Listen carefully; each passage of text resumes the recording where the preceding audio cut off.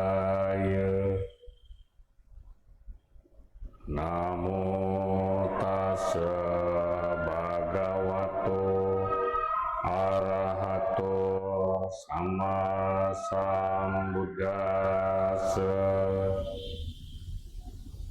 Namo sarve bodhisattvaya mahasattvaya.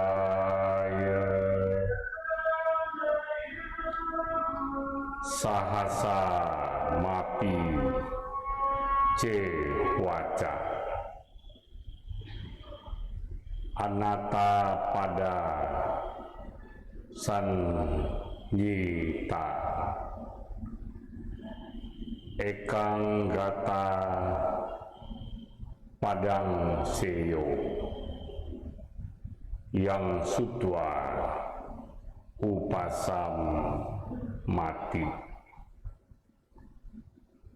Daripada 1000 kata yang tidak berarti dan bermakna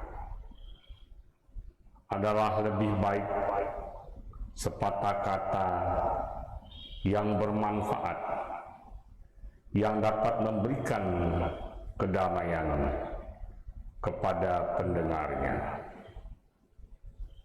Selamat sore, Namo Sang Hyang Adi Budaya, Namo Buddhaya. Ibu, Bapak, serta saudara-saudari yang terkasih dan yang berbahagia di dalam Dharma, rasanya tidak ada ucapan yang lebih baik untuk mengawali puja bakti kita pada hari Minggu sore ini, selain saya atas nama pribadi dan juga atas nama keluarga besar Wihara Buddha Warman Padang serta pengurus daerah Majelis Budayana Indonesia Provinsi Sumatera Barat mengucapkan selamat tahun baru dan selamat Hari Meta tahun 2022. Semoga di tahun yang baru ini akan memberikan pengharapan yang lebih baik bagi kita semua untuk penghidupan yang lebih sukses, lebih sehat, lebih selamat, lebih tentram, damai, harmonis, dan berbahagia. Sadu, sadu, sadu. Ibu, Bapak, serta saudara-saudari yang terkasih di dalam Dharma, walaupun masih di dalam suasana pandemi, pandemi COVID-19, namun kegiatan ini kegiatan di wihara kita sepanjang tahun 2021 yang baru saja kita tinggalkan itu dapat berjalan dengan baik dan lancar. Dan tentu saja ini tidak terlepas dari dukungan semua umat, baik dukungan moral maupun dukungan material, sehingga wihara tercinta ini dapat tetap eksis dan tetap menjalankan secara maksimal peran dan fungsinya sebagai tempat ibadah, tempat belajar, tempat berlatih, dan tempat berbagi, serta tempat menjalin persaudaraan. Untuk itu, pada kesempatan ini saya mengucapkan banyak terima kasih pada seluruh umat atas semua dukungannya. Apalagi akhir-akhir ini kita sudah mulai pengumpulan dana paramita secara online, bisa melalui transfer di rekening bank atas nama Yayasan Triratna maupun menggunakan kris. Ada juga yang berdana langsung. Inilah semuanya yang membuat wihara kita ini tetap eksis, tetap bertahan, dan tetap bisa menjalankan peran dan fungsinya dengan baik. Dan mudah-mudahan di tahun yang baru ini tetap dapat kita teruskan, apalagi menjelang tahun baru Imlek ini banyak sekali kegiatan-kegiatan yang membutuhkan perhatian, kepedulian, dan dukungan dari kita semua. Bapak, Ibu, serta saudara-saudari yang terkasih di dalam Dharma, memang acara All NU kita batalkan karena memang situasi kondisi tidak memungkinkan. Ya, ada larangan dari Pemko termasuk dari Polresta. Ya. Namun acara perayaan Meta, Hari Cinta Kasih, Meta Day, Hari Cinta Kasih Semesta yang kita laksanakan kemarin ya pada hari Sabtu tanggal 1 Januari 2022 berjalan dengan baik dan lancar. Walaupun sebenarnya saya cemas sekali ya karena prediksi ramalan cuaca oleh BMKG, Badan Meteorologi, Klimatologi dan Geofisika kurang baik. Katanya harus diwaspadai cuaca ekstrim yang akan melanda termasuk Sumatera Barat. Itu hujan lebat, angin kencang dan badai petir. Tapi syukurlah sampai hari ini tidak terjadi. Tidak tahu nanti malam ya. Nah, akhirnya acara kita bisa terselenggara dengan baik. Kita adakan puja bakti Hari Meta di Wihara pagi jam 9, kemudian kita lanjutkan dengan upacara pelepasan hewan, pelepasan satwa di Villa Omakim ya di air dingin ya di daerah Lubuk Minturun, dan semuanya bisa berjalan dengan baik dan lancar. Dan juga hari ini puja bakti kita cukup banyak ya, yang di wihara lumayan, kemudian yang ikut secara virtual ada 35 orang. Tadi ada satu tamu istimewa kita ya, saudara selama kita, Ibu Dr. Megawati Wijaya MM. Beliau ini adalah seorang dokter di Jakarta dan juga seorang anggota TNI Angkatan Darat. Tadi beliau ikut bergabung, tapi saya tidak tahu sekarang rasanya sudah keluar ya, masih ada ya. Ya, saya menyapa ibu, saya sering dengar nama ibu tapi belum pernah ketemu dengan Ibu Megawati ya. Selamat sore Bu, namo buddhaya ya. Baik, hari ini tema ceramah kita adalah peaceful heart, peaceful life.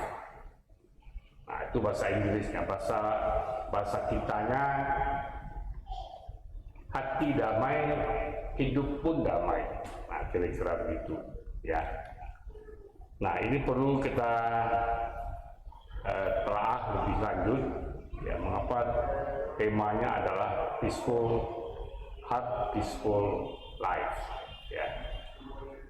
Hati damai, hidup pun damai.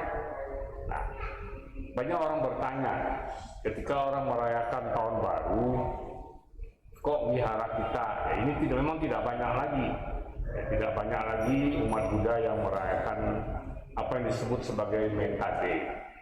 Meta Day atau Hari Meta, Hari Cinta Kasih. Yang lebih populer itu Hari Valentine ya, cinta kasih.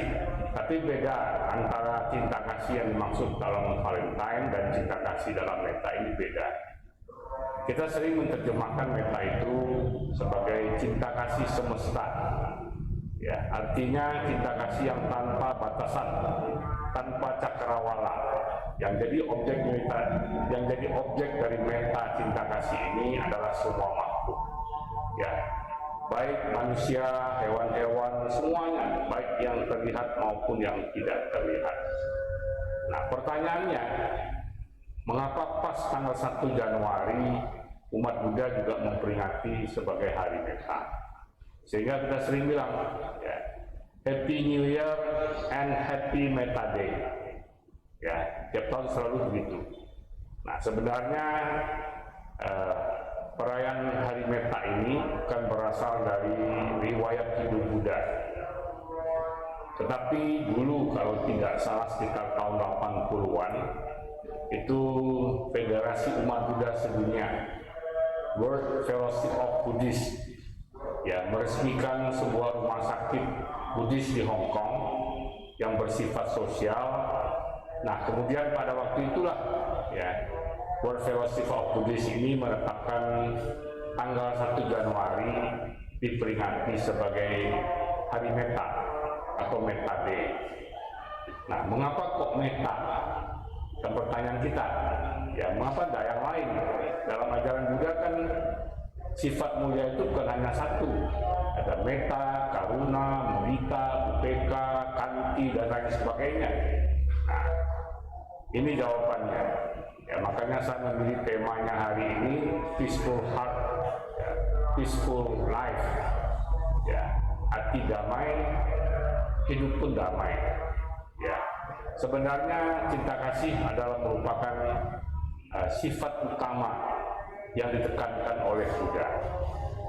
Ya, ada satu ucapan Buddha yang terkenal yaitu Loko Patamika Meta. Hanya cinta kasih yang bisa menyelamatkan dunia. Tentu saja ucapan seorang Buddha bukan ucapan kaleng-kalengan, ya. Dan memang sekarang terbukti dunia kita ini, baik dunia kecil dalam diri kita sendiri, ya, dunia yang mikronya maupun yang besarnya makronya, ya, alam semesta ini, dunia ini, kehidupan ini, bangsa negara ini bisa terselamatkan hanya dengan cinta kasih. Ya, banyak wacana-wacana lain, perdamaian ini itu sebagainya, tetapi ternyata tidak sanggup membuat dunia ini menjadi damai dan selamat. Jadi betul sekali kata Buddha, Loko Patamika Meta. Hanya cinta kasihlah yang bisa menyelamatkan dunia ini. Nah, inilah sebabnya maka hari ini saya memilih tema ceramahnya Peaceful, ya, Peaceful Heart, Peaceful Life. Ya, karena semua manusia itu perlu kedamaian. Peaceful artinya damai. Ya, damai. Semua orang menginginkan damai. Dunia ini bisa damai kalau diliputi dengan cinta kasih. Nah, itulah menjadi dasar mengapa saya pilih tema ceramah pada hari ini itu. Ya, tetapi peaceful itu, damai itu harus dimulai dari inner, dari dalam diri kita sendiri. Makanya damai, ya, hati yang damai, hidup pun damai. Jadi kita harus menciptakan dulu damai itu dalam diri kita masing-masing. Dan ternyata menurut ajaran Buddha, kedamaian itu baru bisa bersemi di hati kita bila kita penuh dengan cinta kasih, dengan sifat meta yang kemarin kita rayakan perayaannya sebagai Meta Day. Itu sebabnya, ya. Jadi hati yang damai ini bisa terbentuk kalau hati kita penuh dengan cinta kasih. Ya. Buddha dalam khotbahnya yang tercatat di dalam Dhammapada dikatakan bahwa pikiran adalah pelopor, pikiran adalah pembentuk. Ya. Apabila kita berpikir dengan pikiran-pikiran yang buruk, maka penderitaan akan mengikuti.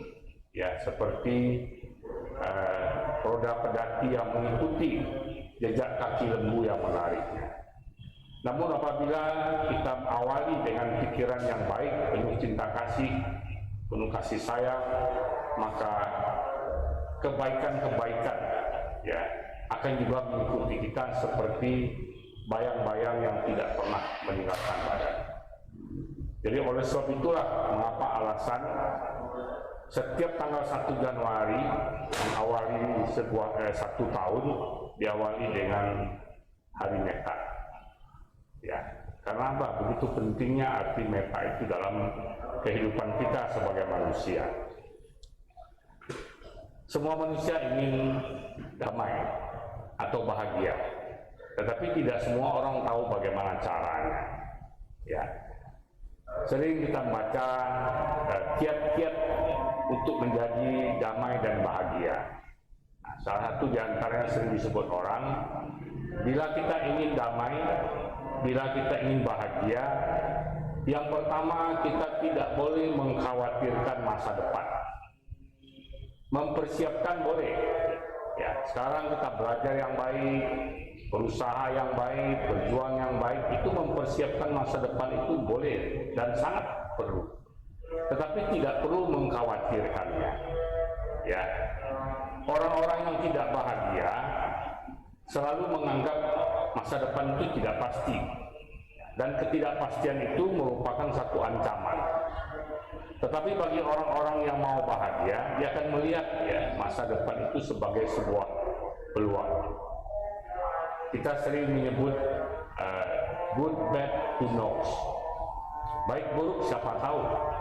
Nah, itu bicara mengenai ke depan. Apa yang terjadi kita tidak tahu itu menjadi baik atau tidak. Jadi tidak perlu kita cemaskan. Yang penting kita persiapkan. Ya, jadi seperti sekarang seorang pelajar ya harus belajar dengan baik, dengan sungguh-sungguh. Apalagi zaman cepat sekali berubah. Ya, pandemi COVID-19 ini membuat kita lebih cepat. Ya, seperti kalau buah-buahan itu dikarbit supaya lebih cepat matangnya.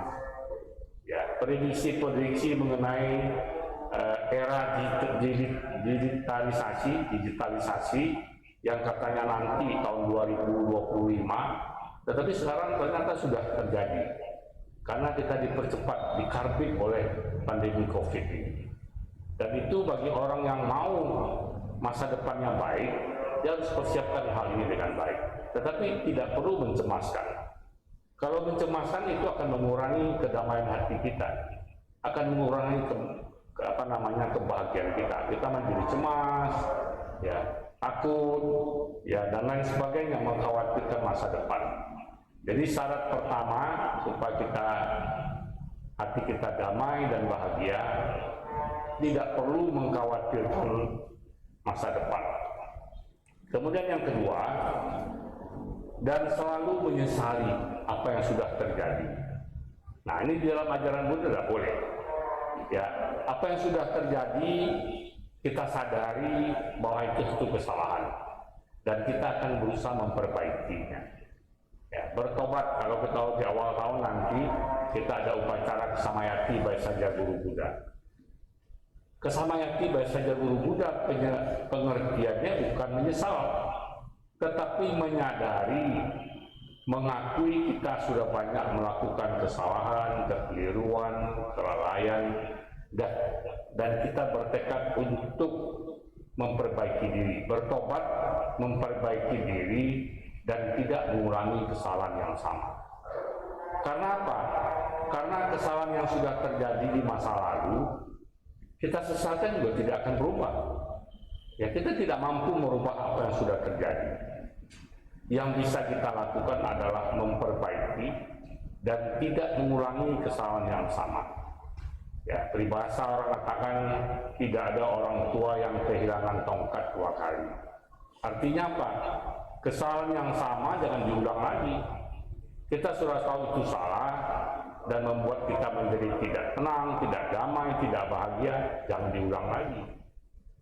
Ya, itu. Jadi tidak perlu disesali sudah terjadi, kita mau nangis bagaimanapun juga, itu tidak akan bisa diperbaiki.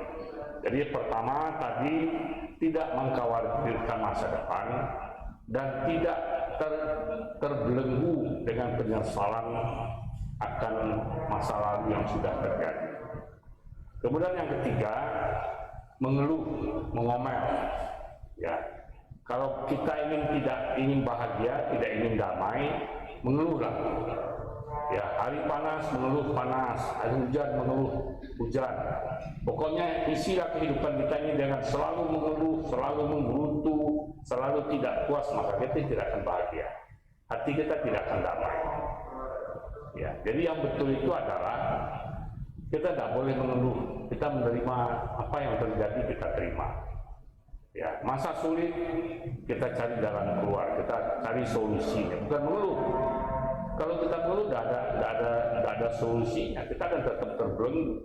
Jadi apapun permasalahan yang kita hadapi, baik permasalahan studi di sekolah, permasalahan bisnis, permasalahan keluarga, jangan mengeluh. Ya, apalagi kemudian ceritakan pada orang lain. Ingat, tidak banyak orang yang membantu kita. Lebih baik, yang paling baik itu orang cuma dengar saja. Tetapi yang lebih celaka lagi, apa yang Anda sampaikan nanti menjadi viral. Ya, ingat, yang bisa menyelesaikan permasalahan kita adalah kita sendiri. Kalau Anda merasa Anda harus berkonsultasi, berkonsultasilah pada orang yang kira-kira Anda anggap bisa memberikan solusi yang baik. Tidak sembarang orang. Ya, kadang-kadang wah katanya mumet, artinya ketemu orang cerita-cerita, tidak akan banyak orang bantu Anda. Yang akan ada justru Anda tambah parah lagi. Rahasia Anda, permasalahan Anda yang tidak diketahui oleh orang lain menjadi viral. Ya, jadi itu. Ya, jangan mengeluh, jangan mengomel. Kemudian punyai pikiran yang terbuka. Jangan pikiran yang tertutup, pikiran yang sempit kata orang lain, orang dulu. Ya, harus punya pikiran yang terbuka. Ya, sadarilah bahwa segala sesuatu itu bersifat tidak kekal. Masalah apapun yang kita hadapi, seberat apapun masalah tersebut, dia bersifat tidak kekal. Pada satu saat dia akan berlalu dan akan berganti dengan situasi dan kondisi yang lain. Jadi jangan punya pikiran yang sempit. Nah, pikiran yang tertutup, pikiran yang sempit ini membuat orang kadang-kadang nekat sampai bunuh diri. Ya, pada akhirnya ya all is well, semuanya akan baik-baik saja, semuanya akan berlalu. Ya, orang sering bilang kebahagiaan bisa berlalu, betul. Kebahagiaan bisa berlalu, kesenangan bisa berlalu. Ya, tetapi ingat, penderitaan pun, kesulitan pun akan berlalu. Yang penting adalah menjalani hidup dengan penuh kesabaran. Makanya Buddha mengatakan anti paramang apotitika. Kesabaran adalah cara melatih diri yang terbaik. Kesabaran adalah cara menjalani kehidupan yang terbaik. Kita harus banyak sabar. Apapun yang terjadi, sabar. Sabar inilah prosesnya yang kemudian akan terjadi perubahan tadi. Nah, kalau teman-teman kita populer kan, ya, sesuatu akan menjadi indah pada waktunya. Nah, kan teman-teman kita yang sebelah kan sering bilang gitu, padahal itu ajaran Buddha, ya kan? Ya, Tuhan akan membuat semuanya indah pada waktunya, kan begitu kan? Ya, tidak salah, itu ajaran Buddha kan begitu juga. Ya, sabar, kesabaran adalah cara menjalani kehidupan yang terbaik. Bila kita sabar menghadapi segala sesuatu, ya pasti dia akan berubah. Karena semua itu dikatakan oleh Buddha adalah anicca, tidak kekal. Penderitaan kita, kesulitan kita, penyakit kita tidak kekal. Pada satu saat dia akan berubah. Ya, nah itu resep 4 hal yang harus tidak boleh kita lakukan kalau kita ingin hidup kita damai, kita ingin hidup kita bahagia. Nah, kemudian saya juga mengutip Yang Mulia Dalai Lama. Ya, Yang Mulia Dalai Lama memberikan 3 resep bahagia. Kalau ingin bahagia, jalankan resep ini. Yang pertama adalah melatih pikiran. Tadi saya sudah katakan bahwa Buddha mengingatkan begitu pentingnya peranan pikiran ini. Maka pikiran itu harus dilatih. Ya, pikiran adalah pemimpin, pikiran adalah pembentuk, pikiran adalah pelopor. Ya, itu betul sekali. Bila pola pikir kita, cara berpikir kita ini salah, itu akan mempengaruhi kehidupan kita. Ya, di dalam kitab suci Dhammapada bab 1 ayat 1 dan 2 Buddha bilang begitu. Ya, pikiran adalah pemimpin, pikiran adalah pembentuk, pikiran adalah pelopor. Barang siapa yang berpikir dengan pikiran yang buruk, maka penderitaan akan mengikutinya. Seperti kaki lembu yang mengikuti, seperti roda pedati yang mengikuti kaki lembu yang menarik. Ya, tapi apabila kita berpikir dengan pikiran yang baik, maka kebahagiaan akan mengikuti kita seperti bayang-bayang yang tidak pernah meninggalkan badan. Makanya tidak salah, ya, Yang Mulia Dalai Lama mengatakan resep bahagia yang pertama adalah melatih pikiran. Oleh sebab itu pada kesempatan kali ini saya mengajak, ya, kalau pemerintah menetapkan tahun 2022 ini sebagai tahun toleransi. Nah, marilah kita di lingkungan Wihara Buddha Warman Padang ini menjadikan tahun 2022 ini sebagai tahun meditasi. Ya, ke depan saya akan mengundang banyak pembicara-pembicara untuk mengajarkan meditasi. Karena meditasi itu perlu. Salah satu cara untuk berbahagia adalah melatih pikiran. Melatih pikiran itu tidak lain tidak bukan adalah meditasi. Ya, meditasi ini adalah satu metode yang sangat ampuh untuk melatih pikiran kita.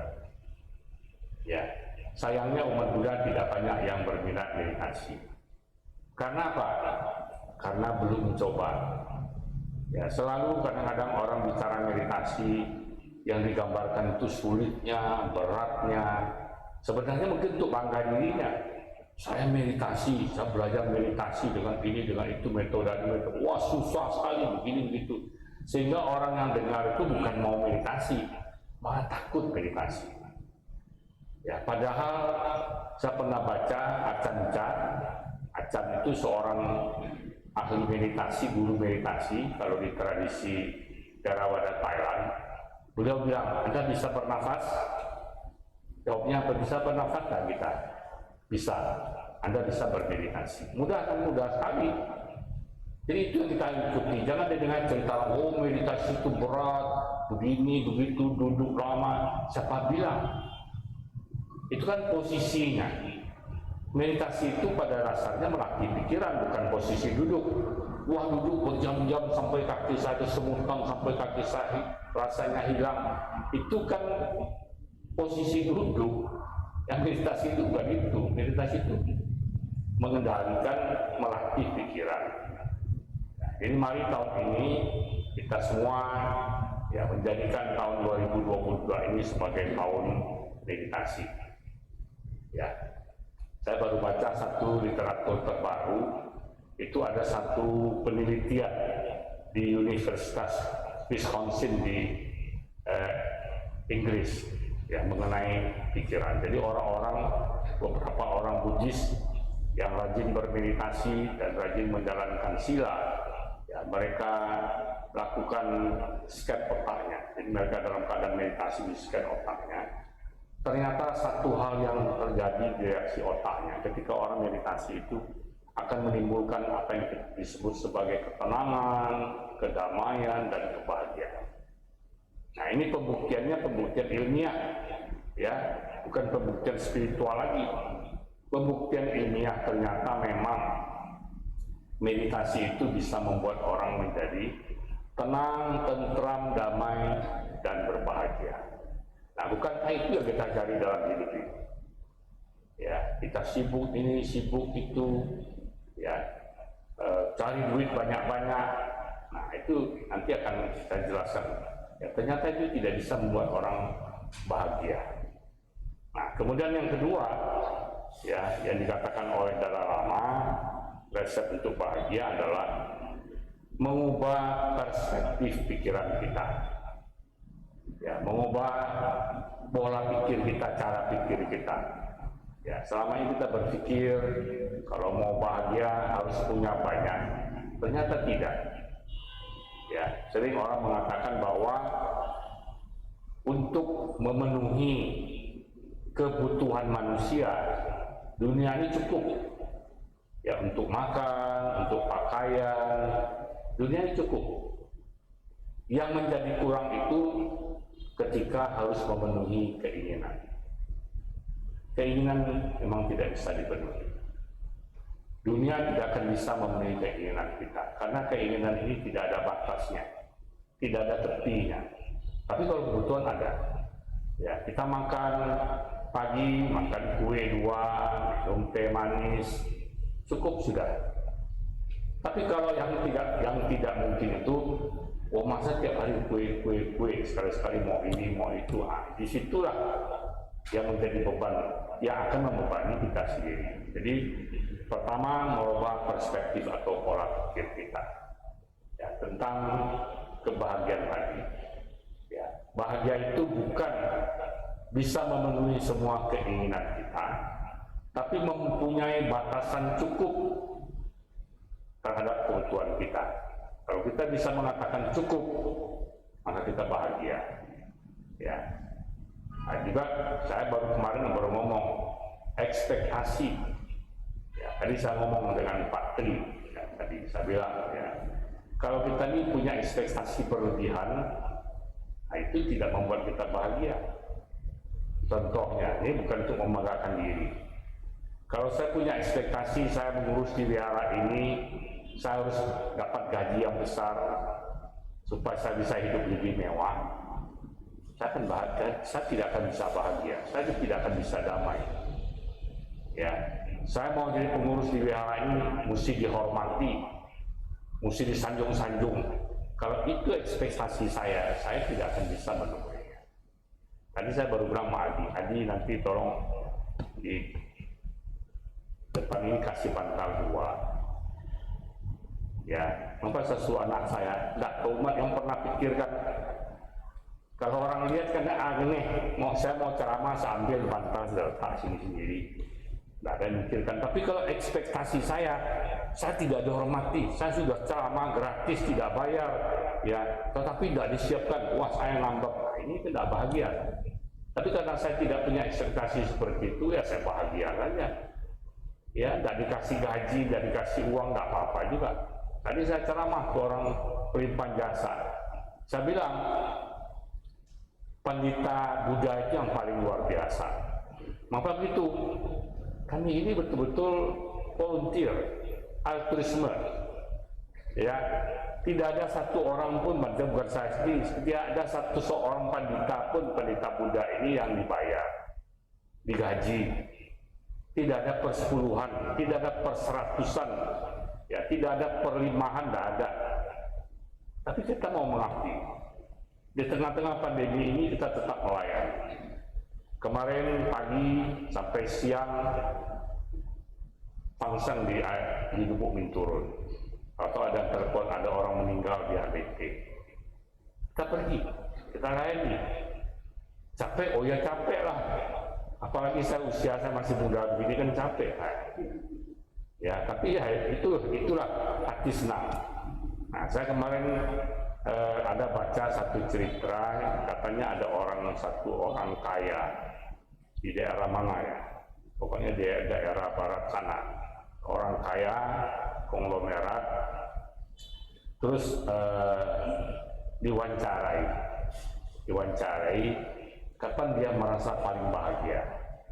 Dia bilang ada empat kali dia merasa bahagia. Pertama, ketika dia dinyatakan sebagai orang kaya, bahagia dia. Ya, dia punya kekayaan sekian banyak, bahagia. Kemudian ketika dia bisa membeli sebuah mobil mewah sekali, ya, dia bahagia.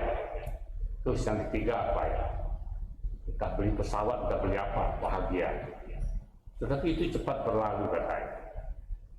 Ada satu bahagia yang baru dirasakannya dan tidak berlalu, yaitu ketika temannya mengajak dia pergi membagikan bingkisan tas sekolah untuk anak-anak panti yatim piatu. Dia bilang, ini uang tolong beli aja. Dia bilang, enggak, kamu harus bagi sendiri.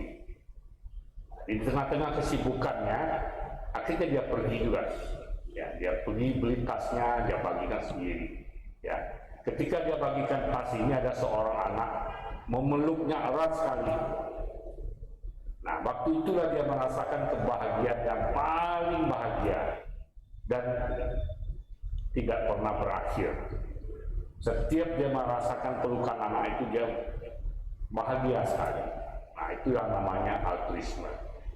Orang yang belum pernah mengalami tidak akan percaya hal ini. Ya, kami mengabdi di wihara, kalau cerita orang pasti orang tidak percaya. Tidak mungkin lah nggak digaji. Tapi Anda belum mengalami saja. Kalau Anda sudah mengalami, wah luar biasa bahagianya. Ya, saya tahun ini 42 tahun ngajar dari guru, ya sampai sekarang itu sudah 42 tahun. Tidak ada gaji, tidak ada honor. Tapi kalau tanya bahagia, saya bahagia sekali. Ya, ketika melihat ada murid-murid saya yang ikut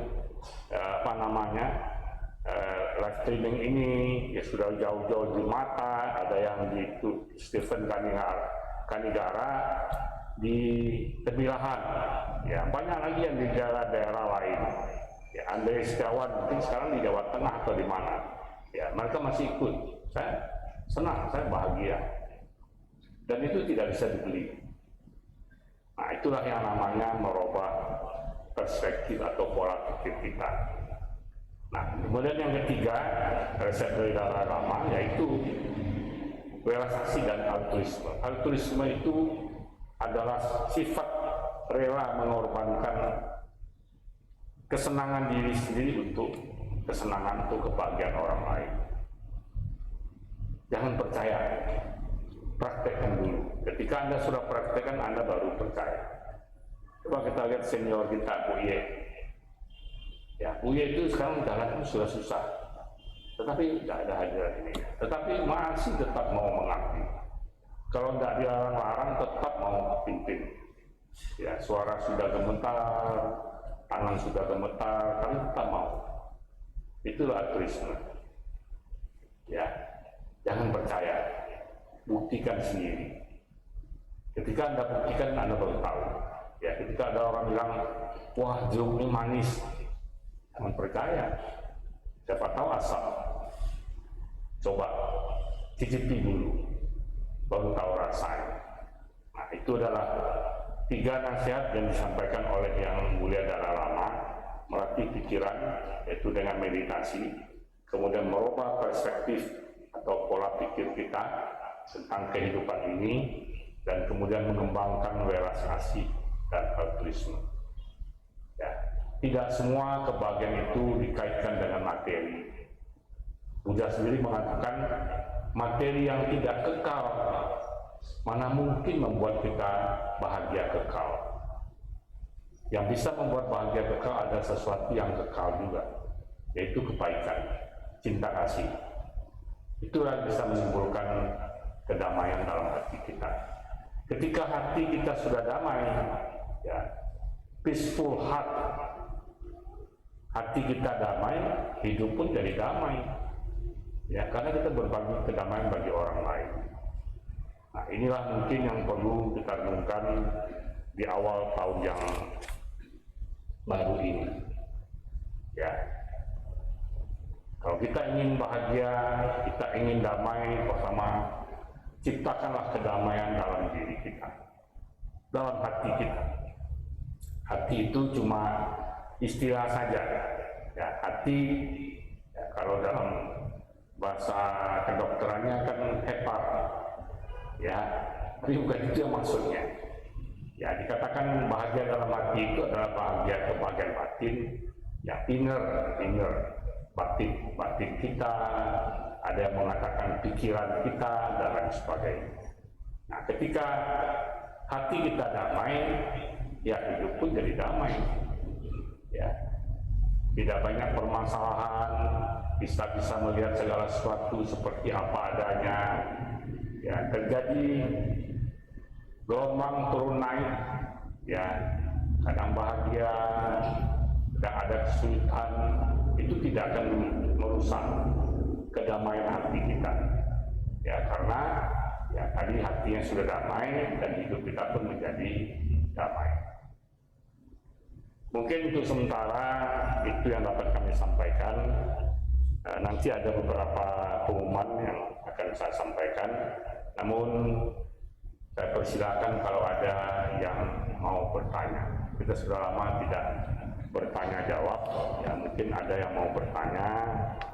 Coba saya lihat di chatnya. Ya.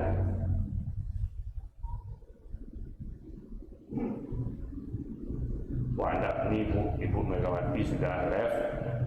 Izin live dulu ya, karena mau tugas kantor jaga malam. Dokter kan biasa jaga malam, ya, good sharingnya, ya. Silakan kalau ada yang mau bertanya, ya, Hendrik, langganan tetap, ya. Jangan marah, ini harus contoh. Ya, kalau ada Hendrik kan tidak pernah ada hanya jawab. Nah, langsung aja. Nanti saya ulangi. Namo Buddhaya, selamat malam. Namo Buddhaya, selamat malam.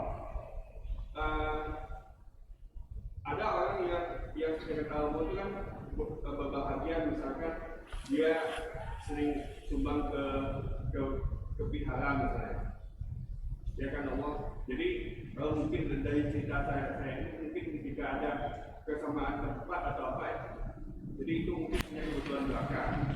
Jadi ada seperti yang cerita dulu, dia kan mungkin bahagia membagi-bagikan ke orang yang, nah jadi kita pula dia dengan anggota partai juga tentu ngomong. Nah, misalkan dia bilang, baru punya duit sedikit aja udah sok pamer gitu. Jadi partai politik dulu ini selalu memberikan pandangan yang negatif ngomong. Jadi orang-orang yang tadinya bahagia dengan perbuatan baiknya bisa jatuh misal, bisa down, bisa manggut, istilahnya ajak tuh perasaan di perasaan. Dan yang kedua, jadi misalkan orang ini dia di kantor misalnya, tetapi ada pribadi yang kemudian berselisih dengan dia. Nah, kata-kata pribadi ini orang satu kantor itu benci sama dia. Padahal yang benci itu dia, tapi selalu membawa satu kantor sehingga dia ketika kamu tadi ada yang pikirannya jadi kacau untuk akhirnya apa bunuh diri. Nah, solusinya bagaimana Om? Saudara, kita ingin bahagia gitu Om. Nah, sekian dan terima kasih Om. Namo Buddhaya. Namo Buddhaya. Ini tambah resep satu lagi nih, resep bahagia. Jadi cerita tidak bahagia kan sekarang saya tambahkan dari pertanyaan Hendrik ini resep bahagia. Apa itu? Kenapa kita harus dengar bicara orang lain? Kebahagiaan kita kan milik kita sendiri. Sama seperti kita nonton TV, remote-nya kita kasih pegang orang lain atau kita pegang remote-nya. Kita yang pegang remote-nya. Kita mau channel mana, kita yang tekan. Karena orang lain disuruh tekan. Ya kan? Nah, jadi itu jangan bicara orang lain lah, yang orang lain bilang begini, orang bilang lain begitu. Ya, yang penting niat kita. Kan udah bilang, yang penting niat kita. Ya, kalau niat kita baik, jalankan. Orang mau bilang apa, orang bilang mau pamer, mau cari nama, itu urusan dia dengan pikirannya. Urusan kita kan dengan pikiran kita. Yang membuat kita bahagia dan menderita itu pikiran kita, bukan pikiran orang lain. Kenapa kita serahkan remote kita pada orang lain? Dia yang atur hidup kita. Mau kasih channel mana, dia yang setel kita. Itu jangan. Ya, tambah resep satu lagi. Jadi kebahagiaan kita tidak bergantung pada apa yang orang bilang. Kebahagiaan kita tergantung dari perbuatan kita dan pikiran kita. Ya. Nah, kadang-kadang orang bilang tuh, ya, saya nanti mau ada sesi ceramah, tapi ya sekarang nggak apa-apa lah. Ya. Sekali-sekali, kalau saya sering tuh, tas sandang saya kan sebagai tas sandangan, tas itu saya bongkar. Ya, saya bongkar, saya kosongkan. Karena apa? Di dalamnya kadang-kadang ada karet. Saya ke bank, store uang, karetnya saya terbuang masuk dalam tas. Ya, kadang-kadang makan kue, lihat tong sampah ada masuk dalam tas saya. Ya kan kita nggak mau mengotorkan lingkungan. Nah, coba kalau tas itu kita nggak bongkar-bongkar, makin lama makin banyak kan, jangan-jangan busuk. Nah, jadi begitu juga. Ya, sekali-sekali kita harus buang sampah-sampah itu, jangan dibawa terus. Sampah-sampah itu jangan dibawa. Dalam hidup ini banyak, ya sampah-sampah itu tiap hari bisa kita terima. Tapi kalau kita tumpuk terus dan kita buang, kan namanya kita yang bodoh. Kok sampah dibawa kemana-mana? Sampai Jakarta, kita ke Jakarta dibawa lagi sampah sampai ke Jakarta. Jangan, ya kosongkan sampah Anda. Ya pernah dengar cerita truk sampah kan dulu pernah saya ceritakan itu truk sampah. Ya, kadang-kadang orang sampahnya ini sudah banyak sehingga membuat dia tidak damai. Dia berusaha cari orang untuk melempar sampahnya. Nah, ketika sampahnya ini dilempar ke kita, pertanyaan saya, kita terima enggak? Kita tampung enggak sampahnya? Ya, jangan mau. Ya, begitu. Kadang-kadang ada orang, dia sebanyak permasalahan bertemu kita, dia marah-marah, emosi-emosi. Kalau kita ikuti, berarti kita terima buangan sampahnya. Kenapa kita mau terima? Ya, senyum aja, lewat saja. Ya, dia lagi buang sampah kok Anda terima, jangan. Ya, siapa lagi yang mau bertanya? Ada lagi yang mau bertanya? Ini ada 34 orang yang ikut secara virtual. Harusnya lebih banyak lagi. Ya, jadi tolong Bapak Ibu yang hadir di sini diingatkan pada teman-teman kita. Ya, teknologi sudah canggih. Ya, kita harus belajar. Saya saja, ya yang waktu sekolah dulu nggak tahu ada komputer tuh nggak tahu. Tapi ya Bapak berbuat sekarang harus belajar. Ya, kalau enggak kan nggak bisa berbagi dharma saya. Ya, selama COVID banyak juga yang pendeta-pendeta yang nggak mau ikut perkembangan. Ya sudahlah, diam-diam aja di rumah.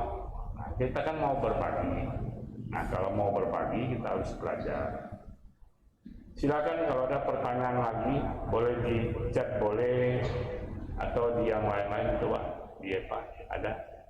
Ada? Tidak ada ya? Baik, kalau tidak ada, mungkin saya akan lanjutkan dengan beberapa pengumuman dan pemberitahuan yang perlu kita ketahui bersama.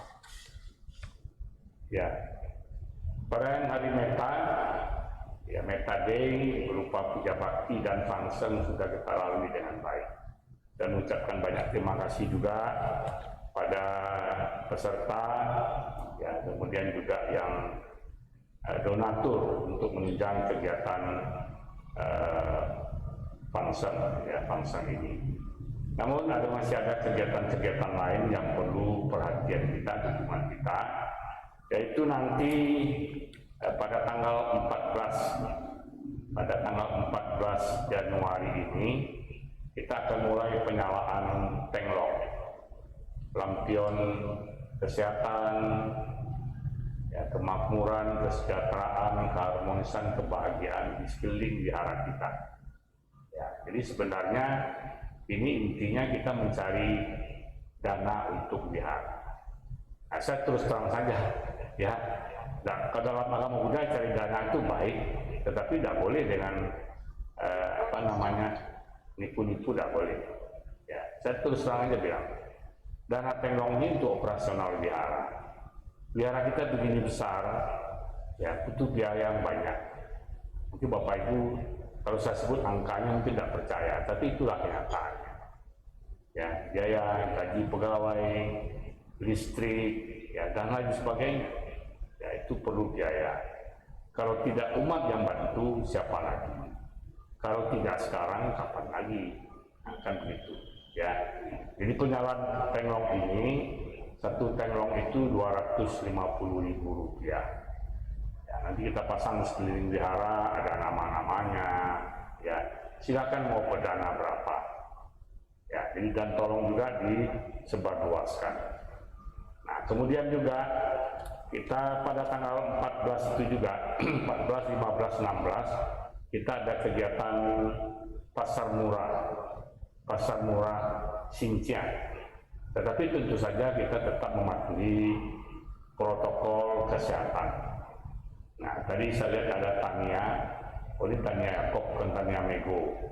Ya, ini pokoknya yang ada pengurus sekber ataupun pengurus muda-mudi PMVPW yang sampai sekarang belum terbentuk juga.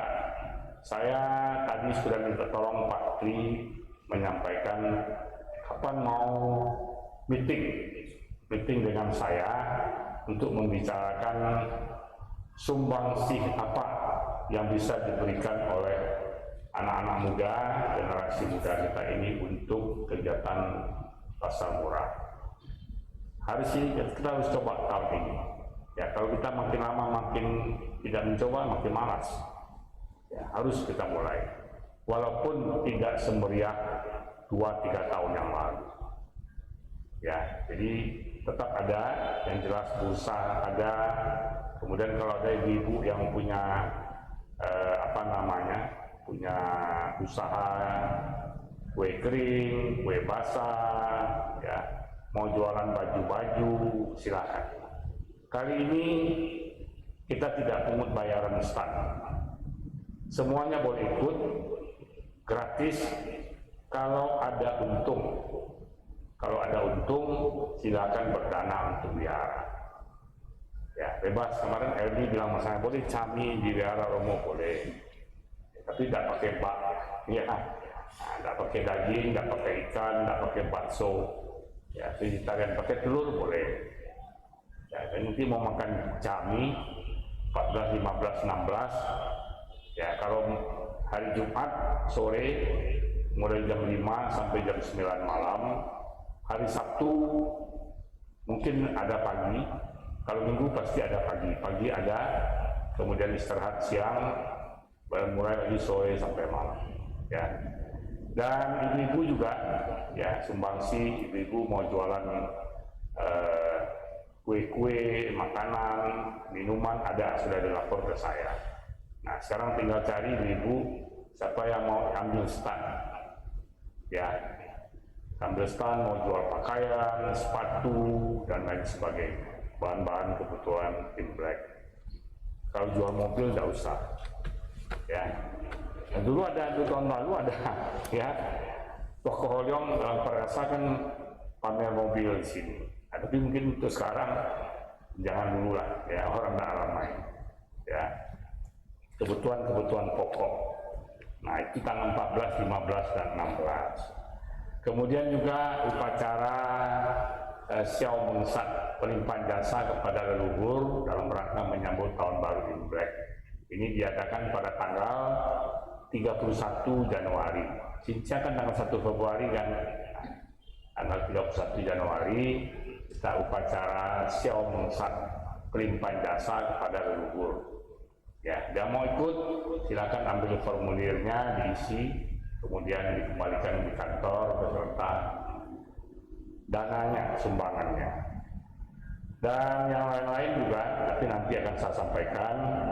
Dan juga ada nanti upacara Yause Paucat, ya, kesamaan hati baik saja guru Buddha, atau ada juga yang menyebut Kifu, ya, Kifu Xiaocai Mahui, ya, sembahyang apa? Sembahyang tolak bala katanya itu, ya, kita gunakan saja lah istilahnya Yause Paucat. Ya, nanti, nah ini doa pertobatan sebenarnya. Pertobatan tapi tidak menyesali berlarut kesalahan. Yang penting kita sadar kita sudah melakukan kesalahan dan kita bertekad bertobat untuk tidak mengulangi kesalahan yang sama. Untuk menjalani kehidupan ini sesuai dengan jalan Dharma. Pasti kita akan bahagia. Ya, itu mungkin yang dapat kami sampaikan. Terima kasih atas perhatiannya. Kalau sudah tidak ada lagi pertanyaan, mungkin saya akan segera mengakhiri pertemuan. Ya.